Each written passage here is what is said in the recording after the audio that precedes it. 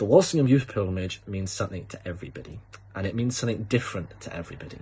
It's not just a week-long camp trip, it's an experience. It's a place for people from all over the world to come together to laugh, sing, dance and pray as one big collective family. I'm lucky enough to have gone for 9 years, which is where this pink top came from when I was on the ministry team. And there's one thing I learned when I was on the ministry team is how much the pilgrimage means to each and every individual. You can see it during worship and prayer, and when people are having fun, you can see how much it means to them, and it's a beautiful thing. Another huge part of the Walsingham Youth Pilgrimage, from when I was a pilgrim, was seeing people who you never met, people from loads of different walks of life come together. Welsh people were in coral shorts, people playing football, people playing rounders, people having drinks in the cafe. The most important part is the people, because the people you meet make the journey, make the experience. And I can't wait to see you all again for round 2 of the ministry team, hopefully. Stay safe. God is good all the time.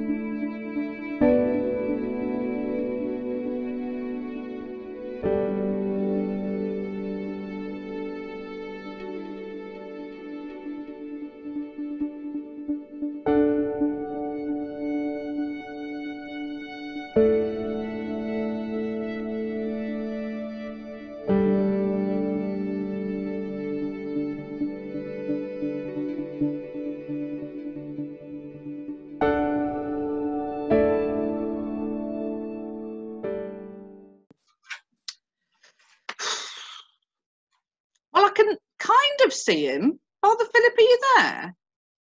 Barnesy, get your act together. Are you awake? Has he not got his camera on? He's useless, isn't he? Do you know what? I'm surprised. I don't know how that man ever learned how to drive. Absolutely useless. What are we going to do with him? We've got another one of these. Oh! Actually, I can hear you both perfectly well. This is a very carefully thought out visual aid for the bit of Bible that we're going to be looking at today. Actually, I'll have you know. It's the first chapter of John's Gospel, isn't it? I've always thought that's a bit weird. Yeah, I know what you mean. I read it at Christmas, but it's not Christmassy at all, is it?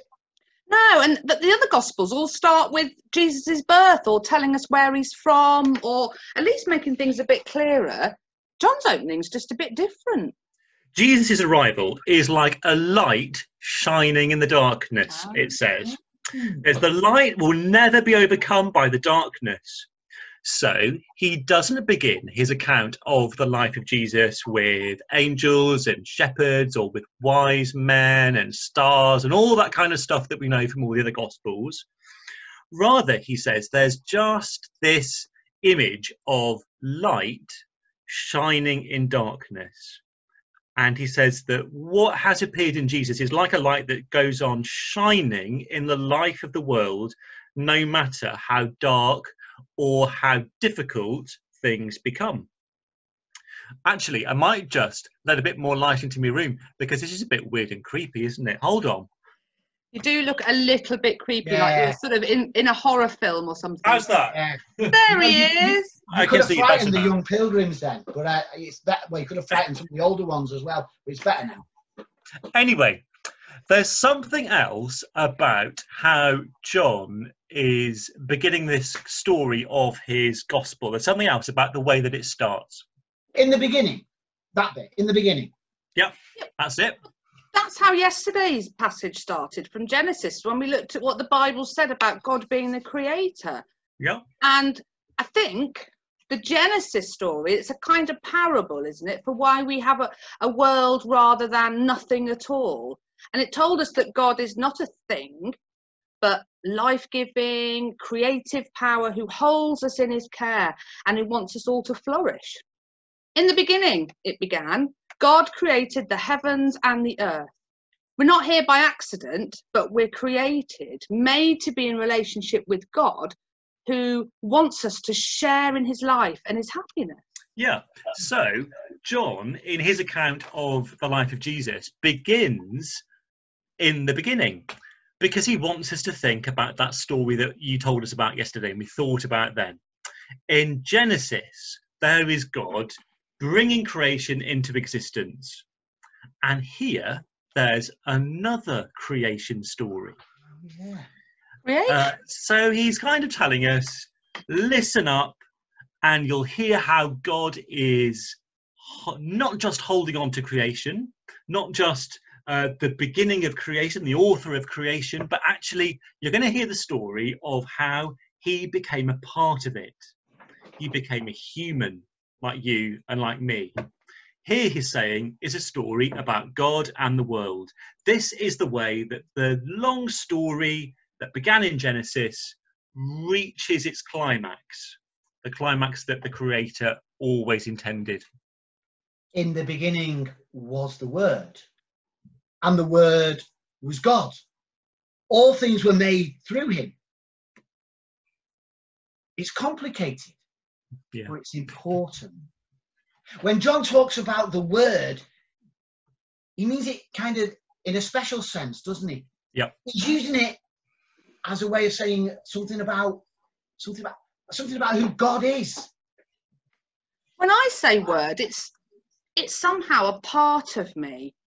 And when I speak, it's breath that comes out of me, making the noise I give it with my throat and tongue. And that quite often gets me into trouble. So people say to me, you said, you said something, and if my actions don't quite live up to my words, it kind of it lands me in all sorts of hot water, because words have power.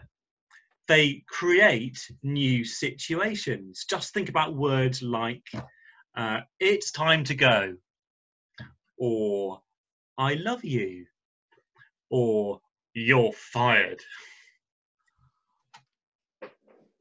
That's part of the idea here. In the beginning was the Word. In the beginning was God's power and God's action. His word was changing things. So here's the story about that power and the action of God becoming a human, becoming Jesus. He was there when the creation first began, and he's now the one who's become part of the creation to bring forgiveness, to bring healing, and to bring hope. Would that be right? Yeah, that's why this story is, it's like the Genesis that we heard yesterday. The first creation might have got stuck, and it got stuck in sin and in selfishness. But here, there's a new creation where things are changed for the better. That's why the light is so important. Yesterday, we thought about God saying, let there be light, before that first creation. Here's God saying that again. The light shines in the darkness. That light is his son, Jesus. He's sent as the light that never goes away. And that's something that's been really important to remember over the last few weeks as we've been trying to deal with the coronavirus pandemic and all that's sort of thrown at us. Sometimes it's felt like being in the dark. In my parish, people have felt lonely and they felt scared. They've not been able to see their friends. They've been frightened. Some people I know have been sick. And we've all been worried that we might catch it. We've all been, looking after worried elderly people who can't kind of get out to the shops. But it's been really, really tough, I think, for young people too, because school has been so weird and there's been no chance to see friends, and there's only so much Xbox that you can take in the course of a day. It's felt like we've been in the dark for so long. Yeah. Do you know what?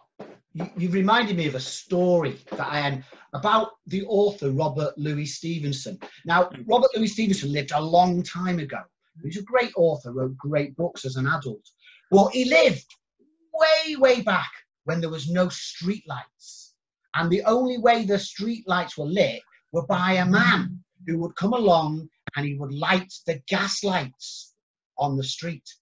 Now, Robert Louis Stevenson, when he was a boy, was always sick. He was always poorly, and he couldn't go out to play with his mates. And one day, he was looking out of the window, and he was watching the man light the gas lights in the street as it was getting dark. And his mum said to him, "Robert, what are you doing?" And he said, "I'm watching the man knock holes in the darkness." Oh, wow. Watching the man knock holes in the darkness. I love his story. It's a great story, isn't it? Knocking holes in the darkness. That's a fantastic story. And things have been dark, they are dark, but we know that we have the light of Christ's presence in our lives. And Mary gave birth to the light that shines in the darkness and will never ever be put out. And there's more. Because of Jesus, there's a new creation. God didn't just make it, he became a part of it. And we can share in that new creation by bringing light to the darkness ourselves. And that's something that our world and our communities and our homes and our friends need more than ever right now. They need people of light, people of hope, people of joy, people who can shine in the world as God's new creation, who can shine with his light. So how can you, how can I, how can we do that today?